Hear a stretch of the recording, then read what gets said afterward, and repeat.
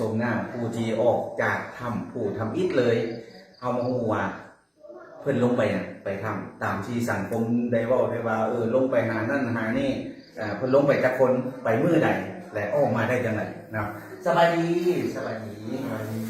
เจ้าแนะนำตัวกับท่านผู้ชมแหน่สุดหล่อชื่อจังได๋ครับ สบายดีสื่อมืดนามสกุลดวงสุรีอยู่บ้านไหนบ้านนาคาใหญ่นาผาใหญ่เมืองแก้งแขวงไชยสมบูรณ์นะผู้ชมอยากให้เล่าสู่ท่านผู้ชมฟังในว่าลงไปถ้ำไปจักคนมื้อนั้นทีมงานไปสอน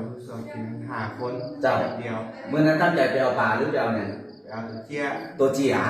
ไปเอาตัวเจี๋ยเนาะมื้อนั้นเนาะ5คนแม่นบ่ไปแล้วเหตุการณ์เป็นจังได๋เล่าสู่ท่านผู้ชมฟังแหน่หน่อยนึงเหตุการณ์จากคนโตคนบ่โตบ่ฮู้เพราะว่าอยู่ทางมันมืดเนาะเจ้าใจแต่ที่สายแต่ใจไฟใส่ตลอดหลังจากนั้นจะฮู้ว่าออกมาบ่ได้แล้ว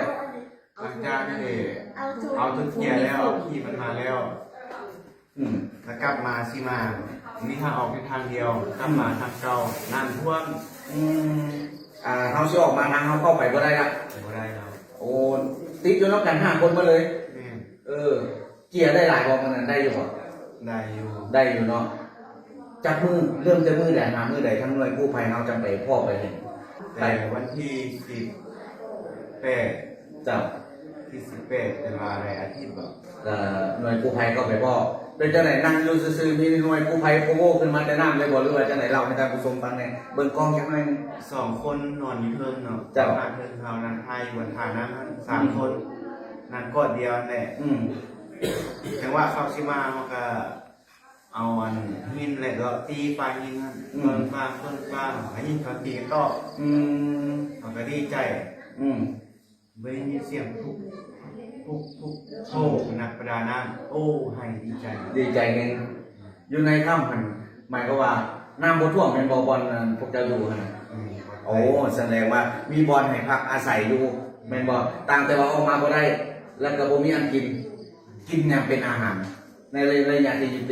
ยู่ในถ้ำเขาเอาไปก็ได้แต่มื้อนึงกับคืนนึงจากนั้นก็ไปเลาะเก็บกินขนมเก่าตัวฮอดกินที่มันตัวมันติดหน่อยเดียวเลี้ยงของมันแม่กินน้ำเท่านั้นแหละโอ้แต่คือว่าลำบากอยู่เนาะอยู่ในหันหลายมื้อบ่ได้กินข้าวกินแต่น้ำก็บ่ฮู้ว่าสิสะอาดหรือบ่หลังจากหน่วยกู้ภัยเข้าไปแล้ว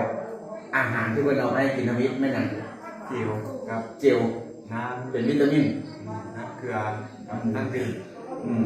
น้ำเกลือไว้น้ำดื่มทุกนึงแล้วก็วิตามิน2 เดือนหลังจากที่กู้ภัยไปพอแล้วจักมื้อจังได๋ออกมาเนาะ3 มื้อผู้แบบเพิ่นเอาออกมาจังได๋น้ำหลังเพิ่นมุดน้ำมาหรือว่าจังได๋ใส่ออกซิแล้วมุดน้ำมาเพิ่นสอนแล้วก็หัวในกลมใส่เพิ่นมีจับคนแล้วก็มีจับชื่อ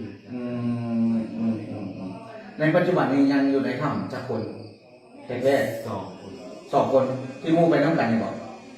เอาไป5 กันล่ะโอ้เขาเจ้าไปตั้ง5ท่านผู้ชมไม่เข้าใจเด้อบ่แม่นว่าทีมเดียวที่ไปพร้อมกันแม่นบ่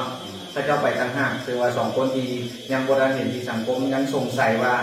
ไปนำกันแล้วเนี่ยกูยังบ่เห็น2 คนนี้แม่นว่าที่2 คนนี้ไปตั้ง5คนละทีมกันคนละเวลากันแม่นบ่แต่ว่ามื้อเดียวกันบ่มือเดียวกันท่านผู้ชมเนาะอันนี้เอาลงกับน้องสั้นๆเพราะว่าน้องเพิ่นก็เมื่อยเนาะในปัจจุบันนี้มารักษาตัวอยู่ห้องหมอชุมชนบทเรียนที่น้องได้รับก่อนจะลงไปหาอยู่หากินแล้วนี่ยามฝนก็ต้องหาอยู่หากินในถ้ำฝนตกว่ามีประเทศมาสวยยากทางเฮาทางสังคมทางต่างประเทศ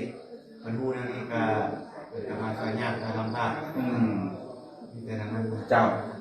ลืมอีกอันนึงถามคือนิดหน่อยนึงว่า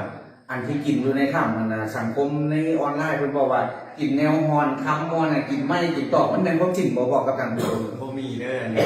บ่มีหมายว่าอันกินแท้ๆเลียทงขนมเก่าหั่นกับกินน้ำเท่านั้นนะผู้ชมอันที่ว่ากินนั่นกินนี่นั่นบ่แม่นความจริงเนาะขอบใจทุกภาคส่วนทั่วประเทศทุกแห่งทุกบ้านทุกเมืองและประชาชนทั้งกระทรวงยังกระยาที่มาช่วยเหลือเราขอให้อยู่ดีมีแห้งขอขอบใจ นี่ท่านผู้ชมก็ได้รู้ความจริงแล้วว่าอันกินนั่นกินนี่กินไม่กินตอกเนี่ยมันโบเป็นความจริงเนาะนี่เป็นความจริงจากปากผู้ที่ได้รับการช่วยเหลือออกมาเป็นผู้นำบินเลยเนาะและก็ยังติดข้างอยู่2คนนั้นแมนไปคนละ